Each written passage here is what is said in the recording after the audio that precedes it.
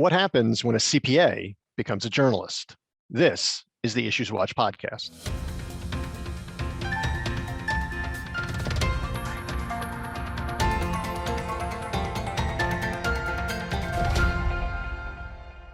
Hello, and welcome to the IssuesWatch podcast. I'm Don Meyer, Chief Marketing Officer at the New Jersey Society of CPAs. Accountant turned journalist Caleb Newquist started his career in public accounting, but quickly decided it wasn't a good fit. But his career took an unexpected turn when he started venting about his job, the economy, and the accounting industry on the web. In 2009, he became the founding editor of Going Concern, a one-of-a-kind voice on the accounting profession, serving in the role for 9 years. Caleb is now editor-at-large at Gusto, which serves more than 200,000 new and growing businesses with modern payroll, benefits, and HR tools. I recently sat down with Caleb for a fascinating conversation that ranged from Crazy Eddie to the 150-hour education requirement. In part one of the interview, which we're bringing you today, we focus on Caleb's career as a CPA, then as a journalist, and now as a podcaster. In part two, which will be available on March 15th, we discuss the CPA pipeline and what firms and companies can and should do to attract more people into the profession. Here's part one. Caleb, welcome. Thanks, Don, and thank you for such a lovely introduction. You're very welcome. You're very welcome. So I was curious about one thing. Yeah. Your bio states that you worked as a CPA for nearly 6 years in New York and Denver. Now, have you kept your CPA license? Do you maintain that? I haven't. When I started Going Concern, it was my intention to keep my license active, and in those days. The publishing demands in the early days of Going Concern were pretty intense. I was publishing a lot, and I really jumped into that job with 2 feet. I was really enthusiastic about it. And I think I may have been able to renew in Colorado for one additional cycle, but at that time, I think my New York license had been, it was good until like I think it expired in like 2012 or 2013, something like that. Oh, okay. And so, yeah, it expired. I let it lapse. It was very much one of those things where at the time getting CPE was tough, even just that recently. Right. And so it was tough for me to find the credits, find the classes. And yeah, if I was able to listen to podcasts for CPE, like we can now. Yeah. We actually recently started offering that nano learning. Yeah. Yeah. Great. Although trying to get to 120, 10th of a credit at a time could be a bit grueling. Well, right. Yes. Yeah. But I mean, in the case of Oh My Fraud, which I'm getting the plug in early. I hope you don't mind. Good for you. Good for you. Yeah. But the Oh My Fraud is about an hour. So if I had an entertaining podcast to listen to for an hour, maybe I would have been able to, maybe been easier to keep up with the active license. I don't know. But anyway, Short answer, no, it expired. It's been many years. All right, but you never know. You could always go back to it even after it expires. Yeah. Okay, so funny. One of my superiors at Gusto asked me about that, reactivating my license, and I actually looked into it for Colorado, where I live now.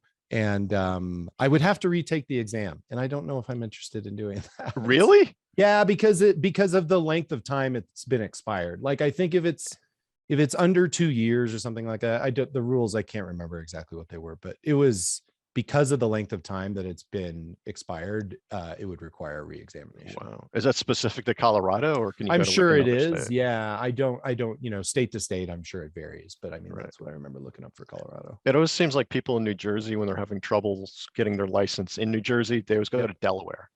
Apparently, Delaware. Yeah, I guess Delaware maybe is a little bit easier than New Jersey. I don't know. Friendly to corporations, friendly to CPAs. Like exactly. They got it going on down there. Yeah, I guess it's a theme going on down there. So you mentioned when Going Concern started up. So I've been a fan of Going Concern from the beginning, and not being a CPA and coming from outside of the profession. When I first saw Going Concern, I was almost like, it's sort of like it was like the underground newsletter that you would see at college. It wasn't the official one; it was the underground one. So right. I remember reading it and sending it to colleagues of mine, being like, "God, you gotta see this." And one of my favorite articles of yours It was when you speculated which accounting leaders would have survived Thanos' snap in the movie The Avengers Infinity Yeah. War. Yeah. And our CEO, you mentioned our CEO, Ralph Thomas. Yes. Of course, when I tried to explain it to Ralph, he had no idea what I was talking about. He looked at me like I had 5 heads. But I'm just curious. So how did going concern come to be all those years ago? Yeah. So I'm glad this is long form because it's kind of a long story. Yeah. So at the time in 2008, I was living and working in New York. I was unhappy in my job at the time, and I started writing a couple of blogs just as a creative outlet and kind of get out of my head at that time. And one of them was professional nature. One of them was personal nature, and one of them was professional. And so I kept that blog up for, I would say, most of 2008. I'd have to go back and look and see exactly when it started, but I kept it up for most of 2008. I lost my job in the fall of 2008, like many people did at that time, and I just kept plugging away at the blog. I just kept finding things to write about, and was staying on top of, at that time, the financial crisis, just staying on top of the news and kind of giving an accounting angle to all the things that were going on, especially the layoffs, of course. And one of the blogs that I read around that time was a Wall Street blog called Deal Breaker. And there was a couple of writers there that I really liked. At that time, it was one writer was John Carney and the other one was Bess Levin. And they just had a particular style. It was snarky and fun, and they were funny. And so I took a lot of inspiration from writers like them. I wrote a lot, or I also read a lot of non kind of business centric stuff. So at the time, I think it's still around. I don't read it anymore, but Daily Intel from New York Magazine they had a couple of great writers over there. And I just liked that kind of like their voice and their style and the way they kind of approached it. And so I'd always had a knack for writing, but I kind of drew inspiration from these other writers at the time. And there were sites like Gawker and other really popular websites at the time that this was the style of, online writing on the web, whether it was journalism or blogging or whatever the case may be. This was kind of a trend that had been going on for a while. And so I really dug that and was really into it. And that was my approach to writing about accounting. And going back to Deal Breaker, on Deal Breaker, they posted just kind of an open ad basically that said, "Hey, we're looking for somebody to write about the accounting industry or about the accounting profession." And by this time, I had quite an archive of blog posts. And so I answered the ad and said, "Hey, I'm interested, and here's a link to my blog, and I would love to hear back from you." And I really had no expectation to hear anything back, but I was just excited that this was even a possibility, like that there was even someone looking for something like this. And in relatively quick order, a guy by the name of David Latt got back to me and said, "Hey, your blog looks great. Can you send me a resume and just some selections of some of the favorite stuff you've written?"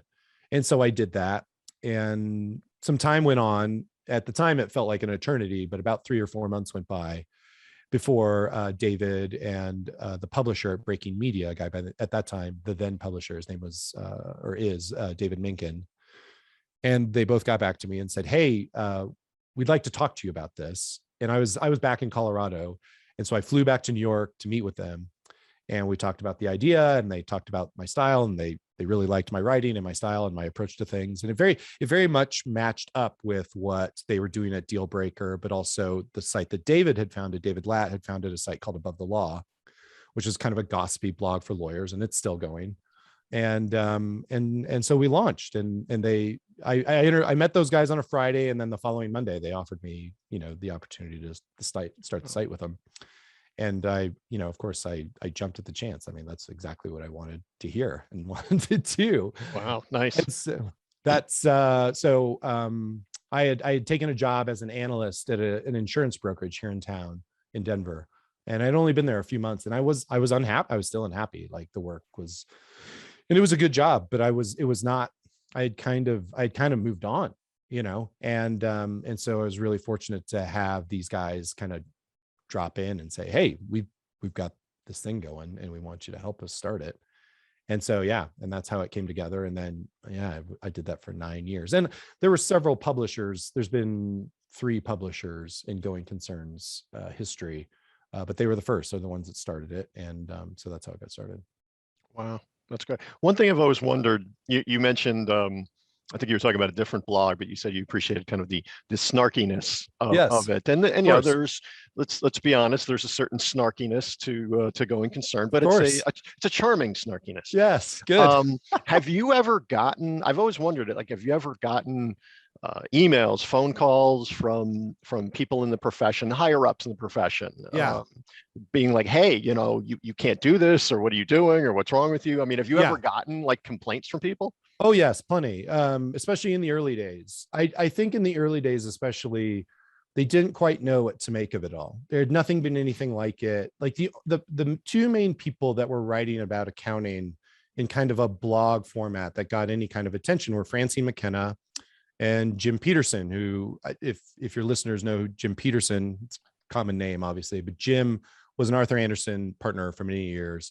But then he became a teacher and an author and a commentator. And he keeps a blog to this day. He keeps a blog called Rebalance. And the 2 of them, I found their blogs early on and kind of found them inspiring in the sense that they were saying really smart but critical things about the profession, like really calling attention to some of these issues. And so they were definitely early mentors for me in terms of people I looked to, in terms of like, what are they talking about, and how would Going Concern approach these things. But yes, back to your question, like there was definitely pushback early on. And I mean, in the big firms especially, so we covered the big firms, the big 4 very closely. Mm-hmm. And so their communications teams were, especially in the early days, I would just say they were aggressive. They would always kind of voice their displeasure with certain things, but we always did our best to give them a chance, regardless of how silly the story is. And we published plenty of silly stories on Going Concern. Yeah. But I think my approach at the time was, look, we want them to we want them to give us comment. We want them to work with us on the stuff that's serious in nature. So we're going to give them a chance on the stuff. Then we're just going to give them a chance on the silly stuff too. And to a certain degree, and some people at the firms, they were responsive and they were helpful on stories, and other firms were not. It was just a mixed bag. And I think any journalist or writer has similar experiences where you get some cooperation, and you get pushback from some folks, and some folks you get no cooperation or no responses. And so that's just kind of the game, right? And so early on, I think the firm that, to its credit, that was really I think proactive was PwC. And I had a good relationship with one of the folks over there, who's no longer there. I won't say her name because I haven't talked to her in a while, but in any case, she had no problem voicing her displeasure when she wrote something I didn't like. But she was also very helpful when we were covering something that was of interest to our readers. But in fairness, I mean, it was also helpful to PwC to be transparent about some of the, like, especially the compensation issues and things like that. Right. Those were a lot of the stories that were really, really popular, especially in the early days. And so to the extent that they could get their side of their approach to compensation out and in front of the readers of Going Concern, it was to their benefit, but it was also to the benefit of our readers. And that was ultimately what my priority was. And so in that respect, it was a good working relationship.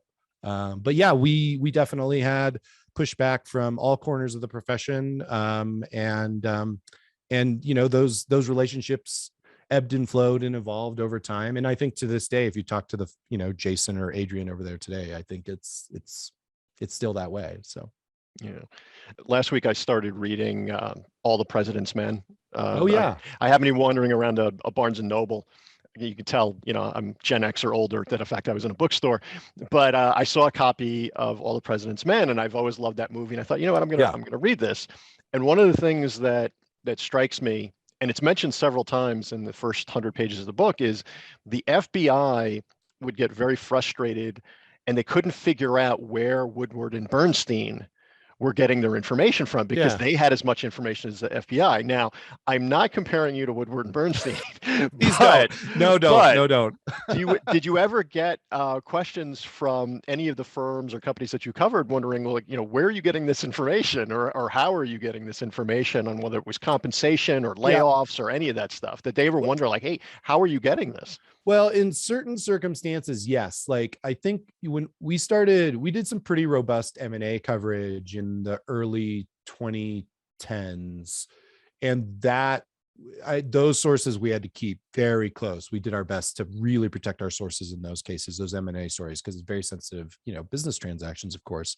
The compensation stuff was a little bit more of a crowdsourcing exercise. We really relied on the professionals from all corners of the country to share with us their compensation information. And so in that respect, we were able to crowdsource what people were earning in the Northwest versus what people were earning in Texas versus Chicago versus Northeast or the Southeast. And so in that respect, it was it was a very much community oriented crowdsourcing exercise. Occasionally, when there were going to be big compensation changes, we were fortunate to have sources that were close to those kind of inner workings.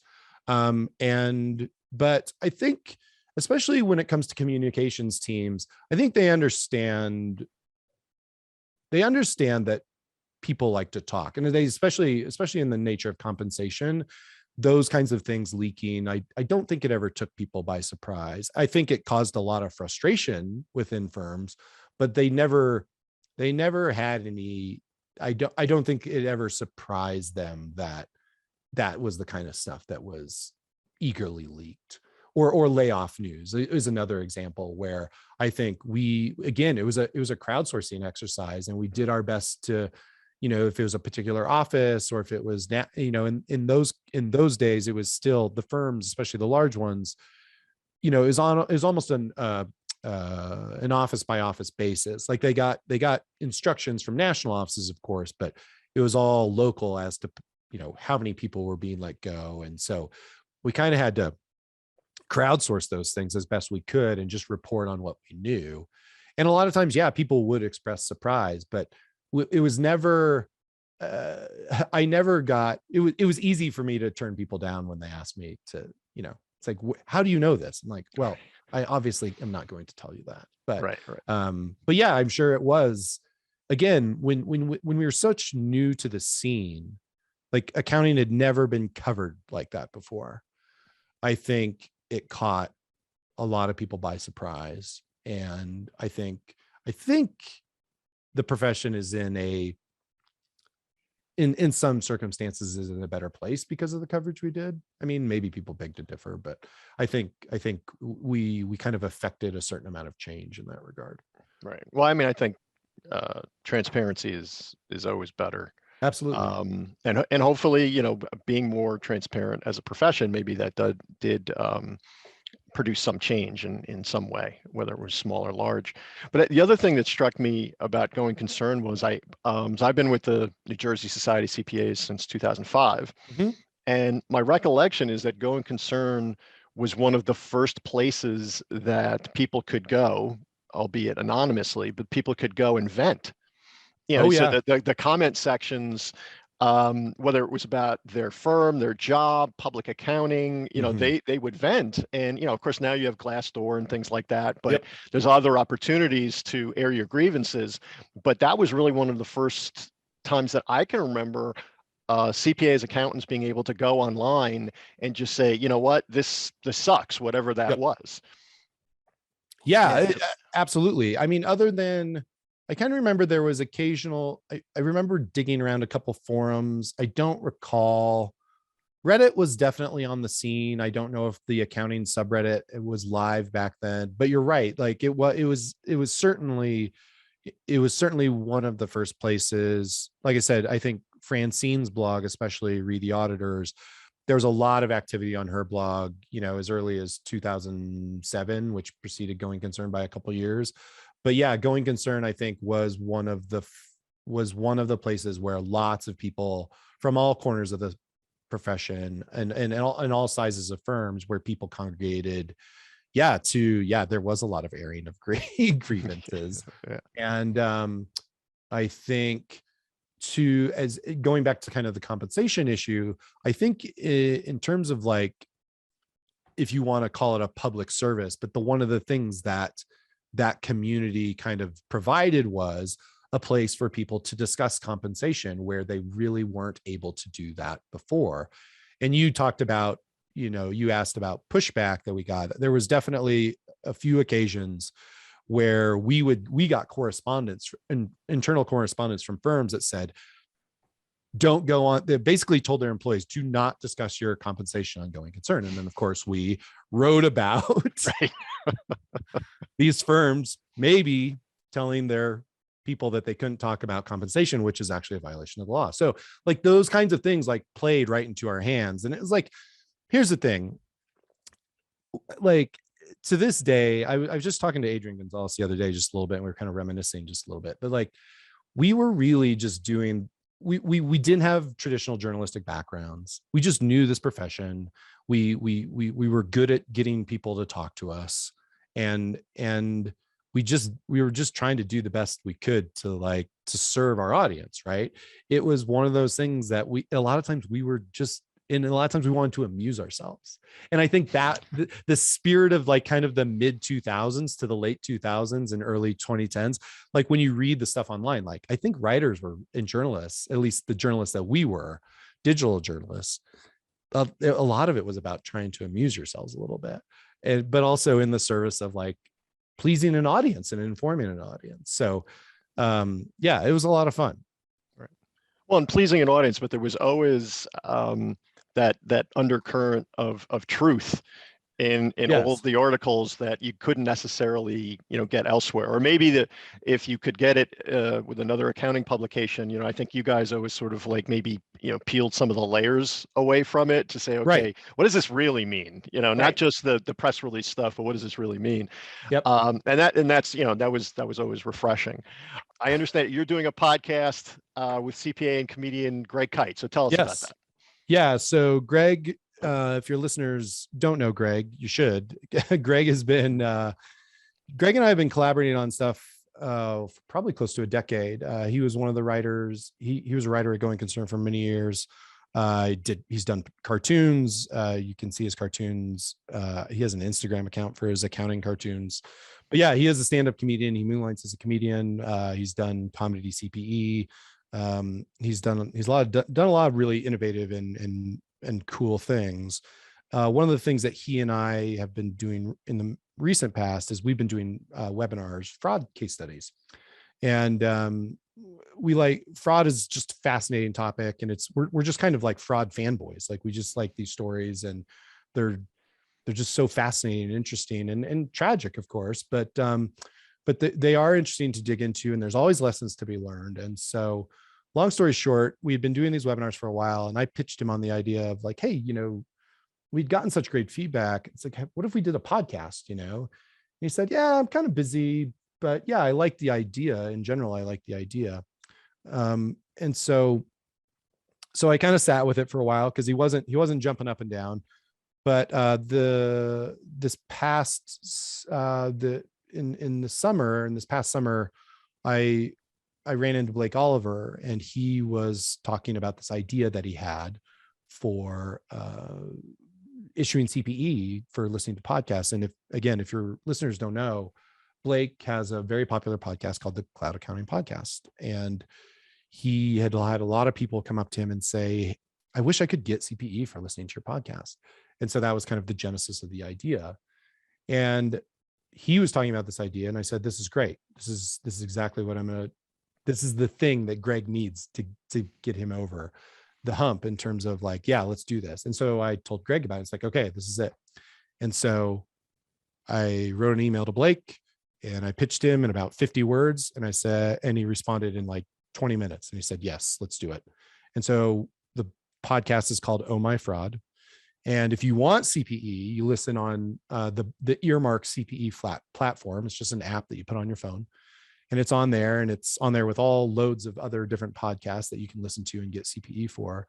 But yeah, Greg and I, we unpack case studies of fraud, and we have a good time. And it's a little bit more freewheeling than the 1 hour webinars that we do, but that's kind of what makes it fun. That's what we like to do. I mean, we make a lot of bad jokes and maybe some good jokes, but we have fun talking about them, and we try to kind of surface the lessons from each of these case studies. And then sometimes we have a one coming out. Our first interview is coming out with Francine McKenna in shortly. I don't know exactly when it'll drop, but we are going to do the occasional interview, and then we're going to do some deep dives into some specific fraud topics. So it's not all case studies, but the majority of the episodes are case studies. Well, the movie The Accountant with Ben Affleck, that was based on, yes. The story was based on a fraud, which I guess was loosely based on the Crazy Eddie fraud from many, many years ago. Still remember that one. Yeah. Yeah. So who knows? Maybe Hollywood will come calling. Hey, we'll see. And I've known Sam Antar, who was the CFO of Crazy Eddie for many, many years. And I owe a lot to Sam, because he was always very generous with, kind of educating me. It's like, this is how we do it. Or he knows how to read SEC filings and things like that. Like he sees what other people can't see, because he has that mind. And so, Sam Antar and Crazy Eddie, like, I mean, it's in terms of like American fraud lore, there's something about it that is I don't know, this is so endearing. And I grew up in the Midwest. I grew up in Nebraska. So I didn't get to grow up watching those Crazy Eddie commercials, but for all of your listeners, there are probably countless of them who grew up and remember those Crazy Eddie commercials.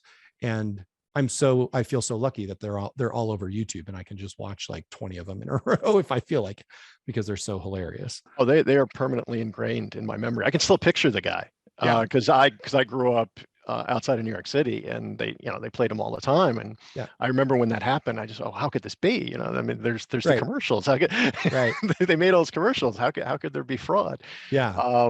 But I tell you, I didn't really understand what had happened until probably like 20 years ago. And when you hear about, I don't know, this probably is not the best word to talk about fraud, but it's like, it was so elegant, the way they did it. I mean, it just, you can't say you admire fraud, but it was, I don't know. It's just something about it. It's like, wow, that's clever. If you could put that to good use, Well, I tell you what, so Sam, these days, I haven't talked to Sam in quite a while, but like these days he is an educator, and he's been educating people a long time. And he likes to say this is kind of his penance.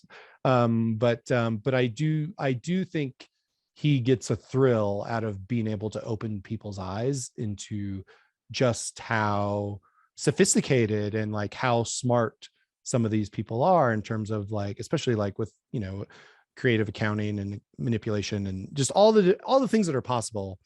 I think Sam gets a real thrill out of being able to open people's eyes to those things. So, yeah. Yeah, I believe he spoke at one of our chapter meetings. This goes back probably at least 15 years. And if I recall, one of the things he said during that talk was basically, if a CFO wants to defraud a company, there's almost nothing that anybody can do about it. The accounting firm that's doing the audit, anybody, because they have such access to such, high level and sophisticated information that if they want to do it, there's almost no way to catch them unless they make a huge mistake. Yep. And I was like, wow, that's somewhat scary, but good. Yeah. But also good to know. but on the silver lining, at least from my standpoint, is that we will never run out of material for our podcast. That is true. That's true. This could be going forever. Yeah. Well, that was fun. I could have talked to Caleb for an hour. Oh, wait, I did. Part 2 of our conversation will be available on March 15th at njcpa.org/podcast, or wherever you're watching or listening right now. In the meantime, head over to ohmyfraud.com to listen to Caleb and Kyle's podcast. That's ohmyfraud.com.